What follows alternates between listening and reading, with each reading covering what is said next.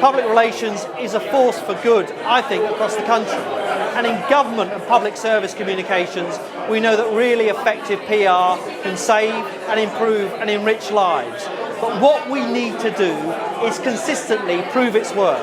You look at something like the Ice Bucket Challenge that happened this summer, which Macmillan got involved in. It was one of those things where it was all hands on deck. It wasn't just the press team do one thing, social media team do another, but it was actually we all have to be able to talk about and communicate the messages that we have. So I think the blowing of the boundaries is one of the most exciting things and one of the biggest opportunities we have in PR at the moment. So public relations is no longer just part of communication, but it's part of product development, it's part of customer service, it's part of sales, it's the eyes, the ears, the mouth and the conscience of an organisation. It's increasingly working right at the top of the organisation with the CEO.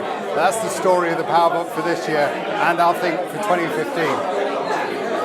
The big opportunity for PR, I think, comes from the fact that actually the means of delivery to the consumer has become cheaper and cheaper. I mean, the average UK consumer has something like 7 digital channels now, which means that a great PR idea can carry to those consumers in all sorts of different ways, whether it's Instagram or Facebook or Twitter or in the newspapers or whatever. And you can compare and contrast that with advertising, which has to spend a huge amount of money on television advertising or online advertising or what have you. You can get a story away in PR for not very much at all and deliver a much, much bigger result than advertising can ever do. And that's why it's a triumph of ideas. We're entering the era now where anyone working in public relations has to respond to something like that. It's got to be quick, it's got to be accurate, it's got to be immediate.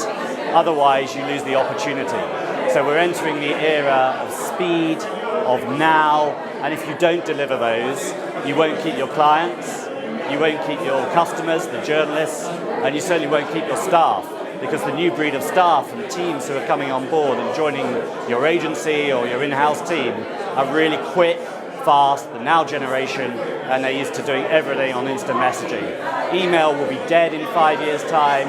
Everything will be done through instant messaging and instant streaming of pictures and videos.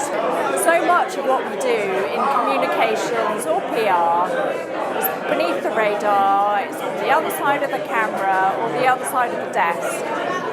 It's really great to be recognised in a book like the PRWeek PowerBook. I think ultimately what PR people are brilliant storytellers, and social media is a brilliant platform for storytelling.